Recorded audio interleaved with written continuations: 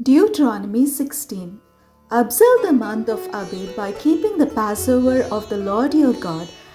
For in the month of Abib, the Lord your God brought you out of Egypt by night. You shall offer the Passover sacrifice for the Lord your God from the flock and the herd at the place that the Lord will choose as a dwelling for his name. You must not eat with it anything leavened. For 7 days you shall eat unleavened bread with it, the bread of affliction, because you came out of the land of Egypt in great haste, so that all the days of your life you may remember the day of your departure from the land of Egypt. No leaven shall be seen with you in all your territory for 7 days, and none of the meat of what you slaughter on the evening of the first day shall remain until morning. You are not permitted to offer the Passover sacrifice within any of your towns that the Lord your God is giving you, but at the place that the Lord your God will choose as a dwelling for his name. Only there shall you offer the Passover sacrifice in the evening at sunset, the time of day when you departed from Egypt. You shall cook it and eat it at the place that the Lord your God will choose. The next morning you may go back to your tents. For 6 days you shall continue to eat unleavened bread, and on the 7th day there shall be a solemn assembly for the Lord your God, when you shall do no work. You shall count 7 weeks. Begin to count the 7 weeks from the time the sickle is first put to the standing grain. Then you shall keep the festival of weeks for the Lord your God, contributing a freewill offering in proportion to the blessing that you have received from the Lord your God. Rejoice before the Lord your God, you and your sons and your daughters, your male and female slaves, the Levites resident in your towns, as well as the strangers, the orphans, and the widows who are among you, at the place that the Lord your God will choose as a dwelling for his name. Remember that you were a slave in Egypt, and diligently observe these statutes.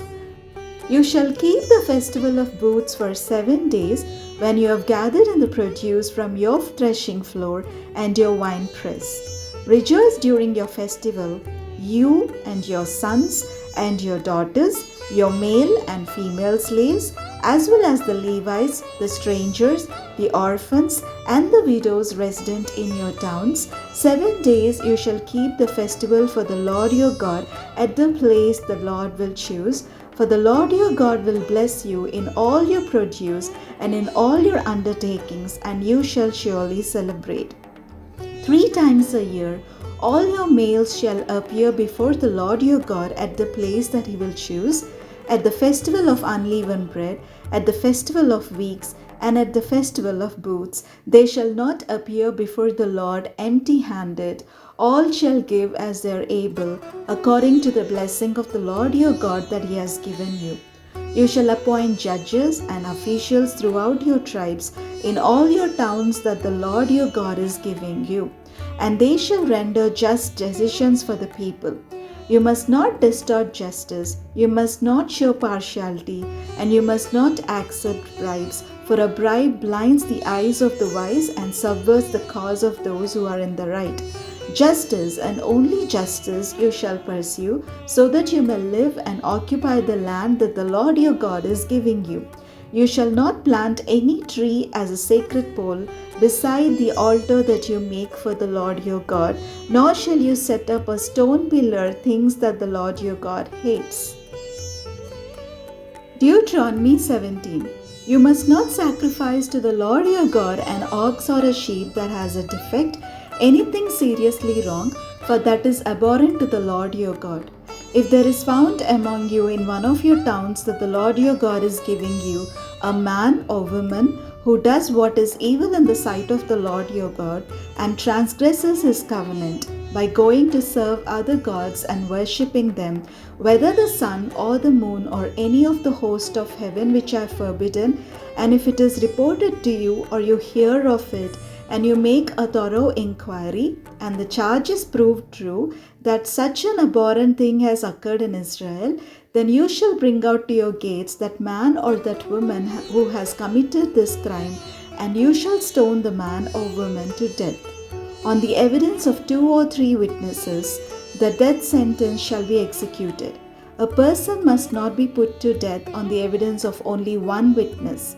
The hands of the witnesses shall be the first raised against the person to execute the death penalty, and afterward the hands of all the people. So you shall purge the evil from your midst.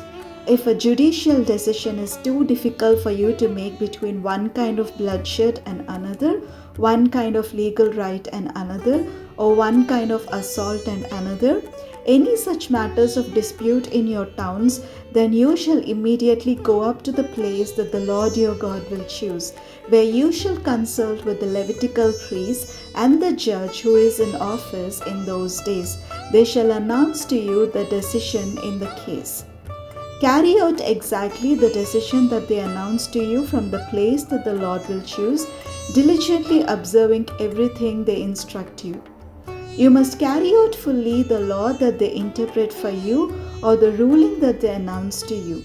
Do not turn aside from the decision that they announce to you, either to the right or to the left. As for anyone who presumes to disobey the priest appointed to minister there to the Lord your God or the judge, that person shall die.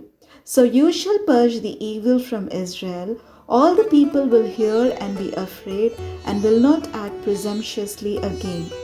When you have come into the land that the Lord your God is giving you, and have taken possession of it and settled in it, and you say, I will set a king over me, like all the nations that are around me, you may indeed set over you a king whom the Lord your God will choose. One of your own community you may set as king over you. You are not permitted to put a foreigner over you who is not of your own community. Even so, he must not acquire many horses for himself or return the people to Egypt in order to acquire more horses, since the Lord has said to you, you must never return that way again.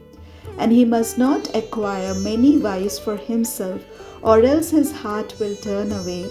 Also, silver and gold he must not acquire in great quantity for himself. When he has taken the throne of his kingdom, he shall have a copy of this law written for him in the presence of the Levitical priest. It shall remain with him, and he shall read in it all the days of his life, so that he may learn to fear the Lord his God, diligently observing all the words of this law and these statutes, neither exalting himself above other members of the community, or turning aside from the commandment either to the right or to the left, so that he and his descendants may reign long over his kingdom in Israel.